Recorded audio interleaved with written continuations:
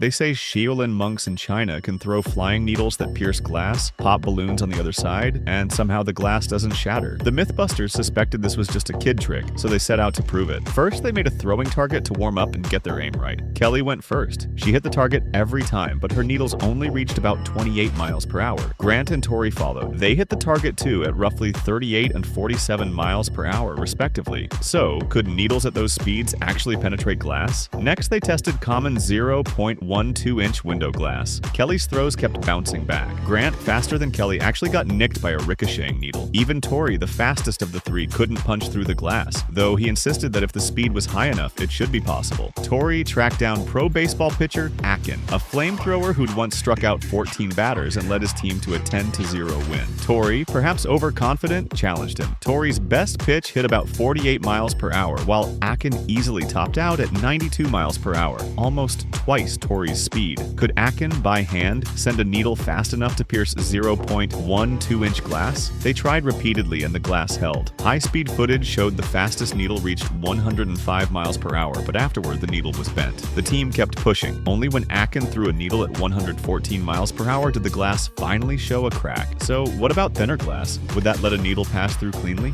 The Mythbusters set up a test using 0.06-inch glass, but everyone underestimated how tough the glass would be. Shot after shot, the needles couldn't even leave a crack. Instead, they shattered on impact. Out of options, the team switched to thinner 0.03-inch glass. Would this finally work? Unfortunately, the glass was so fragile that it simply broke apart on contact. That didn't count as success either. For a needle to pass cleanly through, they realized they'd need to massively increase its speed, so Tori rigged up an air gun to accelerate the needle. Since the needle's diameter was far smaller than the barrel, he stuffed in a wooden plug to keep the air pressure sealed. Fired at 140 miles per hour, the needle still couldn't penetrate. Pushing the air gun to maximum, he launched a needle at 180 miles per hour, and this time, it finally pierced a 0.12-inch glass sheet without breaking it. Even so, the team concluded there's no way a human could ever throw a needle anywhere near that speed, which means the legendary Shaolin needle through glass stunt is nothing but a myth. So what do you think? Real kung fu skill or just smoke and mirrors? It's said that when a plane flies at supersonic speeds, it creates a sonic boom, which can shatter glass. But is that really true? To test this myth, the team went to a Marine Corps base and borrowed a Boeing FA-18 Hornet fighter jet. The Hornet is equipped with twin engines that produce 15 tons of thrust, capable of reaching speeds of up to 1.8 Mach. At such speeds, an untrained passenger would experience extreme pressure on their chest, possibly even fainting. So Adam underwent 2.5 days of intensive training. The Hornet's climb rate is 840 feet per second, and the intense G-forces caused Adam to feel nauseous. But as a trainee pilot, he managed to avoid passing out and completed the test flight, just barely. However, the flight speed was only half of what's needed to create a sonic boom, so they decided to conduct the real sonic boom experiment in a suburban area. Before that, they decided to perform a small-scale test. Jimmy brought in a Barrett sniper rifle. The sound generated when the Barrett fires could theoretically reach sonic boom levels. Adam set up a firing platform and the Barrett would shoot a bullet at a speed of 2,790 feet per second, with glass, light bulbs, and bottles placed along its path. Jimmy pulled the trigger, and the bullet zipped through the glass without causing any damage. Adam figured the objects were too spaced out, so he moved the glass closer together and tried again. This time, all the glass shattered into pieces. However, looking at the damage, it seemed more likely that the bullet hit the first piece of glass and the shards broke the rest. It appeared that the myth about sonic booms shattering glass had been debunked. But this didn't stop them. They were determined to test the theory using the Hornet fighter jet for a real sonic boom experiment.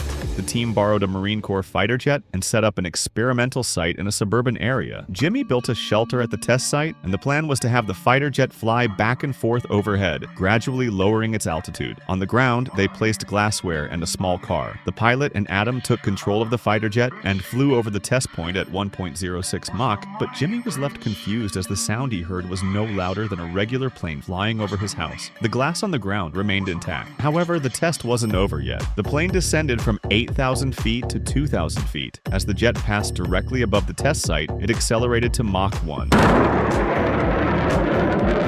Wow! The intense explosion of sound reached the ground, and the glass started to vibrate, but it still wasn't enough to shatter the glass. This confirmed that the closer the jet is to the ground, the stronger the sonic boom's effect. So they lowered the jet to 500 feet for a low-altitude pass. This time, the sound that reached the ground was significantly louder, but the glass still didn't break, although the windows in the house fell out. Not giving up, the team decided to have the jet perform a dive to get as close to the ground as possible for a super low-altitude flyby.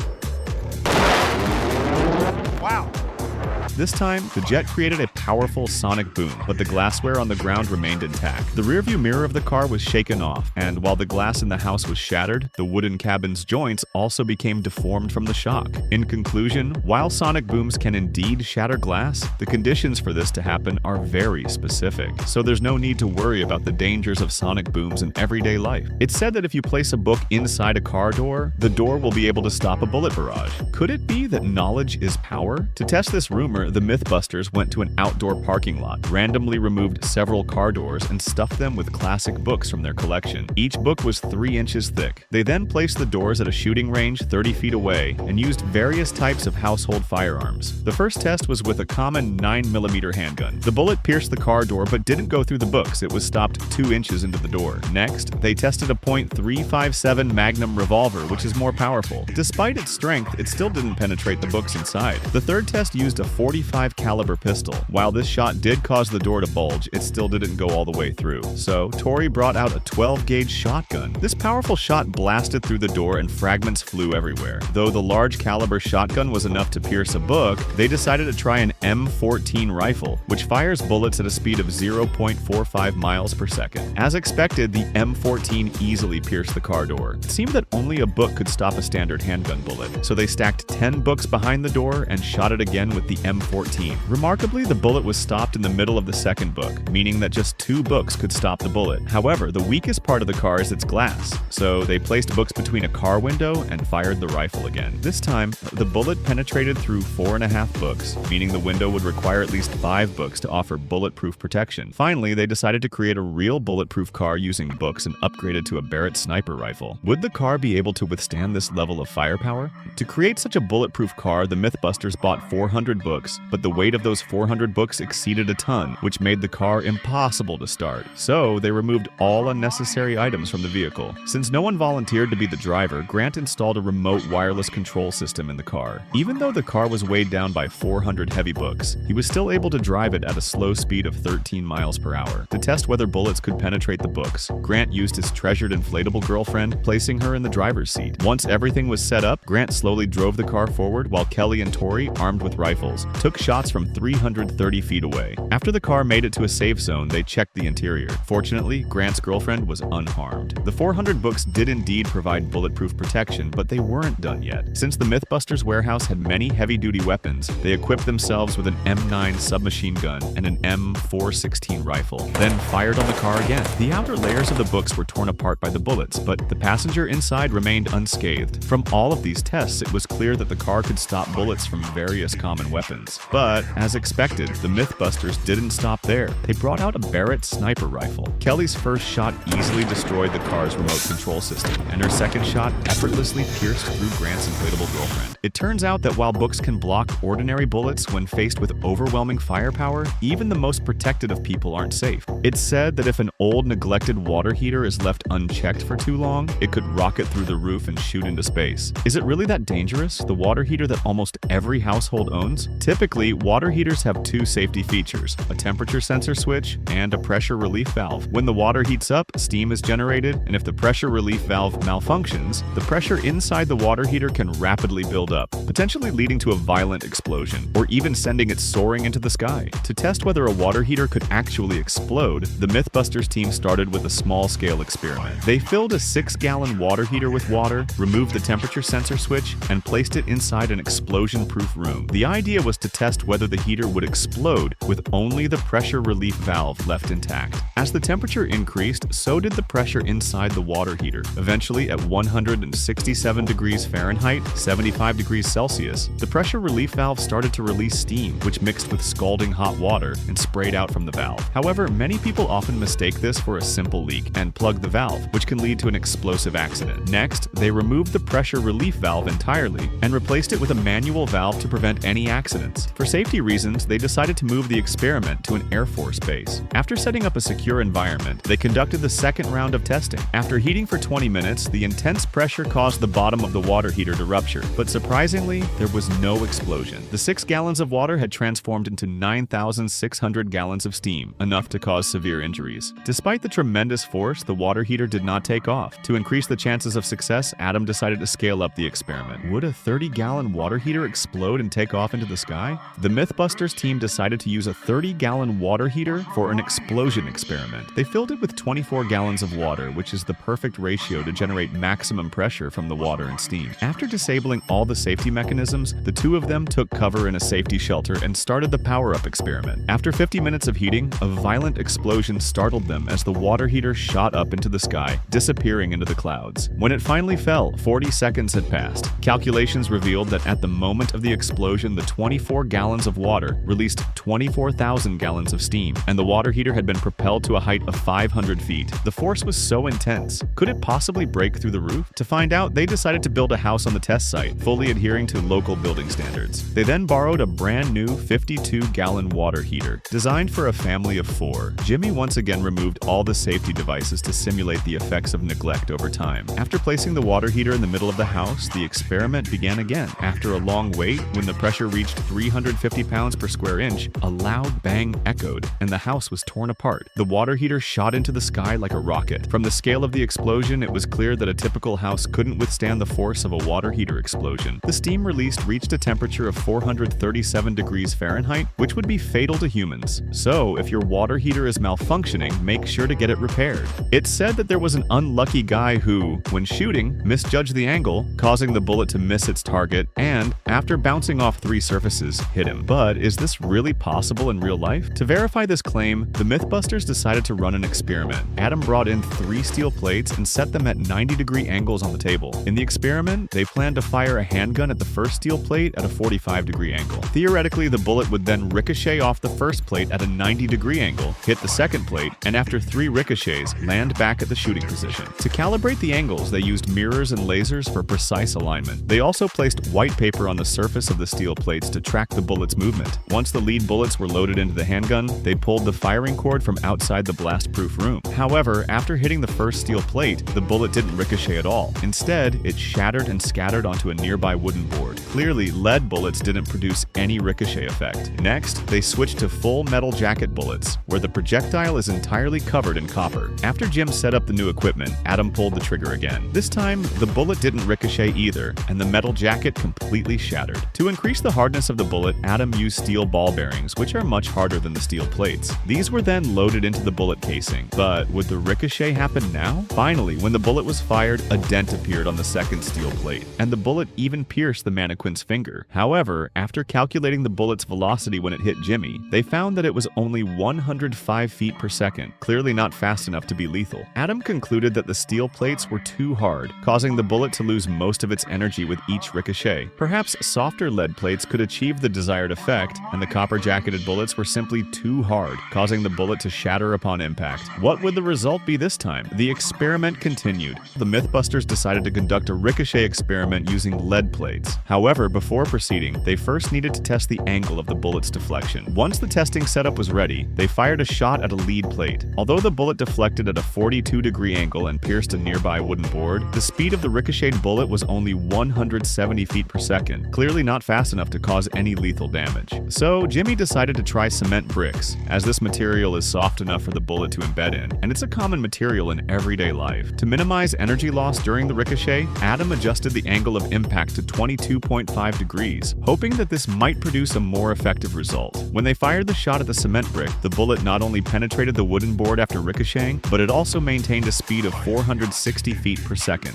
But could it still hit the target after 3 deflections? Next, Adam set up 3 cement bricks and fixed them at a 22.5 degree angle on the table. Based on the data from previous tests, the bullet would strike the 3 cement bricks and, after ricocheting, hit the mannequin Jimmy. As Adam pulled the firing cord, the bullet successfully ricocheted 3 times and struck the mannequin's heart. However, high High-speed cameras showed that after the third deflection, the bullet's speed had clearly slowed down, and by the time it hit the mannequin, it was only traveling at 200 feet per second. So, the claim in the myth was clearly nonsense. While the bullet didn't cause fatal damage after 3 ricochets, this experiment is still not something anyone should attempt. They say that when someone's shot, their body will fly backward, just like in the movies. Do bullets really have that kind of force? To test the claim, the Mythbusters decided to recreate a cinematic scene, which meant something was going to get shot. Since no temp would agree to volunteer, they used a pig carcass roughly the same size as Jimmy for the test. For the shooting, they built a rig, a metal hook suspended from a frame so the pig carcass could hang. If the rig received a certain amount of impact, the carcass would swing or drop in the direction of that force. Tori tested the mechanism first. The crisp thunk told them the rig worked perfectly. Next, they moved to a professional firing range for the real test. To compare different firearms, the local police department supplied several guns commonly seen in movies. Kelly marked the firing line at 22 feet from the target. Statistics show over 70% of fatal shootings occur within that distance. After a safety briefing, the live fire test began. Adam went first with an M4 rifle. The shot hit dead center, but the pig carcass didn't move. Nothing like the dramatic movie effect. Tori followed with a Thompson submachine gun. The 45 caliber round still didn't budge the carcass. Adam guessed the rounds weren't powerful enough, so Jimmy stepped up the firepower. A 44 Magnum. In movies, that caliber is often shown blowing people away. With a thunderous crack, an 80-grain bullet slammed into the target at about 1,300 feet per second, but the carcass still didn't react. It looked like single shots wouldn't recreate the movie moment, so they decided to try concentrated fire, suppressive rounds, to see whether overwhelming firepower could actually send the pig carcass flying.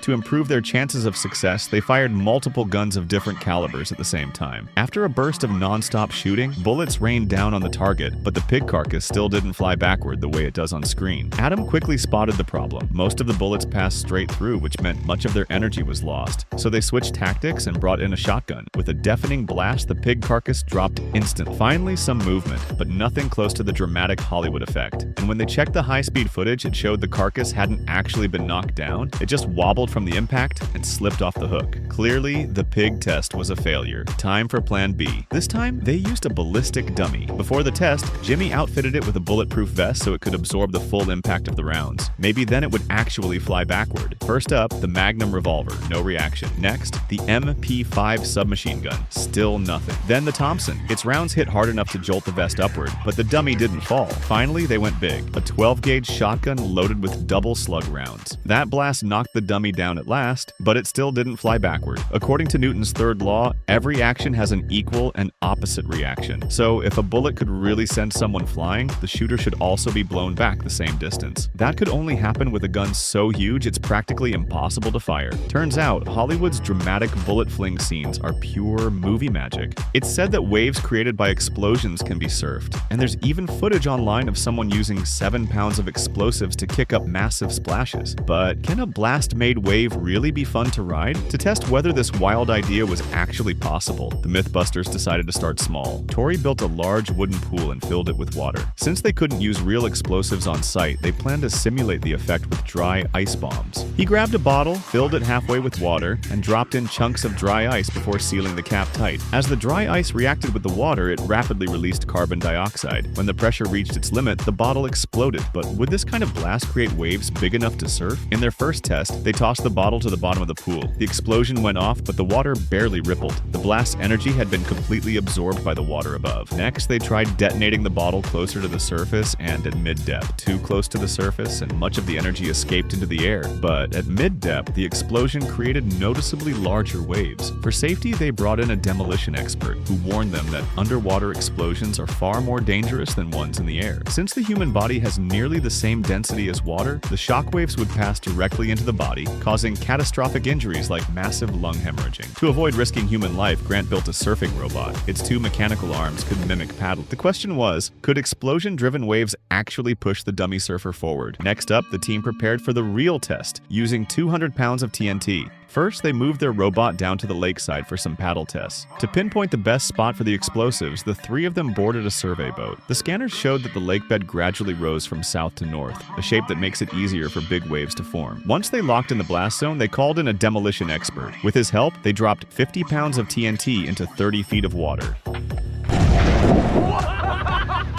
The blast shook the ground hard, but the waves that reached the shore were only a few centimeters high. So they tried again, this time placing the explosives at a shallower depth of 13 feet. That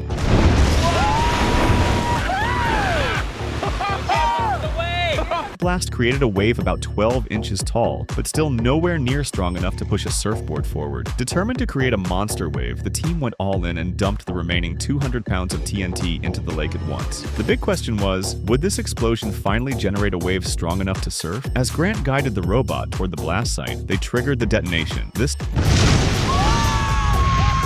time, the explosion kicked up a massive surge of water. But by the time the robot caught up, the wave had already rolled past under the board. Worse still, the energy of the wave kept dying out as it spread. In the end, the idea that you can surf on an explosion-driven wave turned out to be complete nonsense. And let's be clear, if a real person tried this, they wouldn't stand a chance. This experiment was extremely dangerous. Please do not try this under any circumstances.